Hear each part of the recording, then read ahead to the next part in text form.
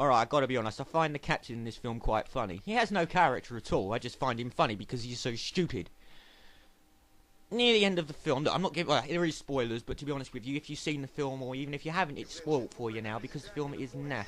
Anyway, the captain is informed from the ground that the alien ship is taking off, and the only way that he can stop it is by ramming it, because he says he's not a military ship, he has no weapons, so the only way he can stop the alien ship from taking off is by ramming it. And he seems to accept this within a couple of seconds. It's like, you're gonna die. Okay. And he doesn't seem at all bothered. And that's not the funniest thing of what happens. He has this crew that stay on board, and he says, you know, leave the ship, I'll pilot it. And they go, well, no, you're a ship pilot, so we'll keep control of the ship. So the captain doesn't need to be there for a start, yet, but, you know, the captain is last to abandon the ship, so fine, he stays on the ship. But the other two crewmen at the front brace themselves before the impact with the alien ship. Now, stop me if I'm wrong, you only usually brace yourself if you intend to walk away or survive said impact, don't you? They know they're going to die. What are they bracing themselves for?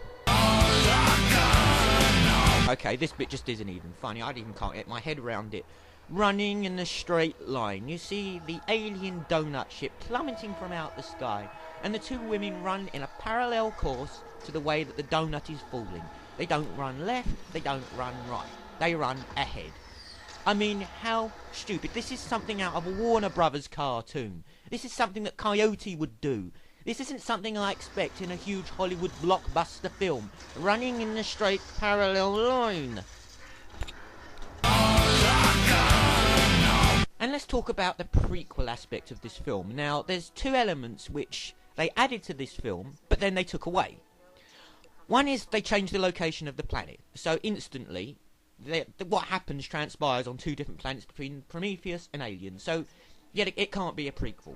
But then, as it was getting set up to near the end of this film, they had the alien with his elephant costume on, sitting in that funny controls deck of the spaceship, just like out of Alien. It was a direct copy. And then he crashes his ship. So you think, well, that's it. They've set it up for the prequel. But no! No, they haven't. He gets out of the chair and goes chasing after the woman. So, why? Why did they set it up to look like the prequel and then change it? There's no point!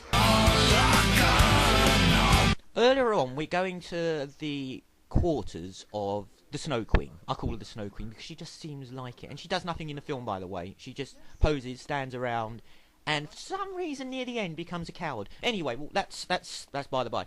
They're looking around in her quarters, and she shows them this machine, and it's this futuristic medical machine which can perform operations.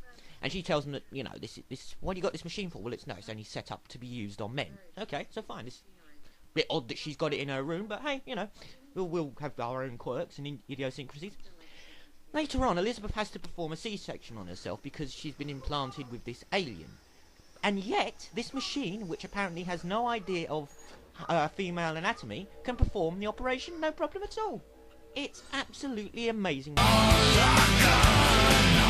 Now, everybody on board this ship, the ship of retards I'll call it, thinks that Wayland is dead, because the message they got is 7 years after. He says he's ill. When he's talking to them as a hologram, he says, by the time you get this message, I'll be dead. But in actual fact, he's on board the ship and David's looking after him. Now, it seems a big, huge conspiracy, I don't know why this is, that nobody else finds out that he's on board the ship. Why would that be so alarming if they did? In actual fact, why did he just tell them he was coming? Would that have made any difference to the mission or the outcome? No, it wouldn't. It's just another element that somebody's decided to add to the film and then forgotten why they added it. Now, right near the end of the film, they wake up one of the engineers, and he stands up and he looks around at them, and Wayland's there and David's there, and David talks to him, the alien that is, in their language, and for some reason the alien gets very pissed off and tears his head off. Alright? So, on that bridge of the ship, whatever they call it, on that donut, the jam part of the donut ship, anyway, David's body is in a certain area and his head is right next to it. And this alien, later on, pilots the ship into the air and crashes it, alright? So when he crashes the donut ship, surely you'd expect everything on that ship to be in a different place, wouldn't you? Because things get moved around, the ship topples. So David's head and body shouldn't be where they were before he took off. But yet they're in exactly the same spot they were before the ship took off and crashed. That's amazing! So to summarise, my dear friends, this film is atrocious. Cinematically, it looks pretty. It has, I would say, to be fair, has a lot of atmosphere to it. And the setup of the music and the idea is good. The execution is poor. As I previously said, this is a ship of retards. They all deserve to die. And for some reason, at the end of the film, Elizabeth takes the alien ship and goes looking for him. You know what? If I was those aliens and I'd been creating this perfect killing machine on a military installation, I would not be happy to see one of the creatures I was trying to kill turn up on my doorstep. I think we all know what happens in the next film if they do it. It will be Elizabeth turns up, Elizabeth dies. The end. Hey, I didn't get to say what I was thinking of the film. What's wrong with Holloway? Why is he so pissed off when he gets up there and he finds the aliens? Why is he so miserable? Why does the geologist get himself lost? What's going on with that woman who just walks around? Where's the dragon tattoo? Oh my god, what's wrong with your face? Oh, sorry, wrong face. What's going on here? Why is David so creepy? How does he seem to know what's gonna happen before he's even done it? Why is it such a big deal that nobody knows that Smithers is on board? Would it have made any difference to the crew or what they did? No. Why does the captain not know where the two men are? Is he fucking blind or just retarded? It's never explained. Why are the aliens running back into the room with the goo in it? Are they retarded or something? What's going on with them?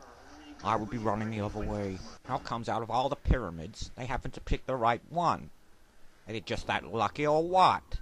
Why are the aliens trying to destroy us anyway? Why are they called the engineers? Why do they have the same DNA? Why do they run in a straight line? It's like something out of a cartoon. Or a really, really crappy film.